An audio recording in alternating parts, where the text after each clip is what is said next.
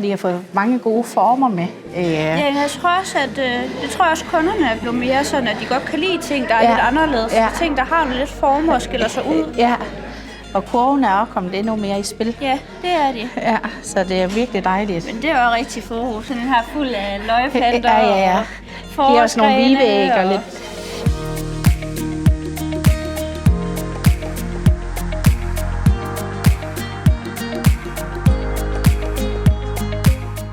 Det er jo sådan en fast tradition, at vi altid skal over og besøge Nordic og Proflora, når de sådan, byder på aftensmad og inspiration.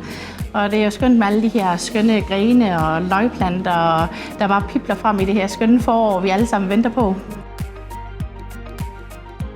I dag har vi åbent hus i vores Kolding-afdeling, i vores showroom. Og der er vi allerede derhenne nu, selvom vi er i februar måned, at vægten den er på efterårs- og julevarer. Men vi har selvfølgelig også en masse ting, der vedrører den sæson, vi går i møde med forår. Så vi kigger ned her, så kan vi se, at der er godt gang i handelen.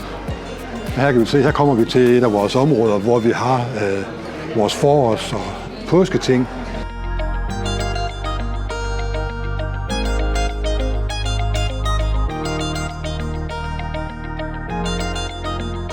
Jeg hedder Jesper, og jeg er fra Proflora.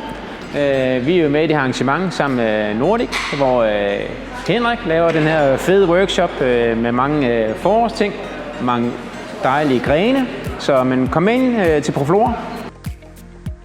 Vi har været igennem en periode med en dybfryser, men heldigvis er landet begyndt at tørre op, så lad os lige prøve at gå ind på køl og kigge, hvad det er, at vi har derinde af lækre ting.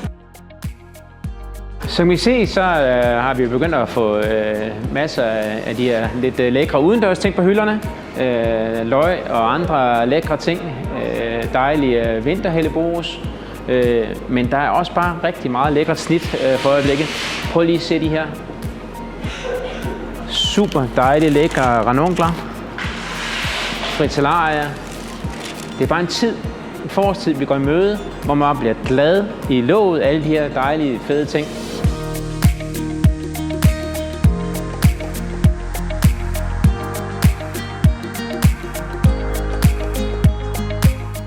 Jamen, jeg er her for at lave en workshop for Nordic og Proflora, for ligesom at hjælpe med at promovere nogle af deres lækre produkter. Jeg har haft min egen butik i 21 år, og jeg har butikken, der hedder Folium, Din Blomsterhåndværker i Thisted.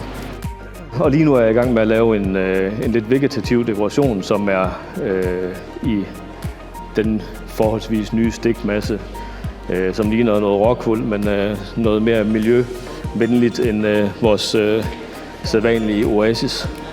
Og den arbejder man jo med på den måde, at man først putter vand på, når man har sat blomsterne i, fordi ellers så holder det ikke så godt sammen. Så man stikker simpelthen blomsterne i først, og så efterfølgende hælder man vand på.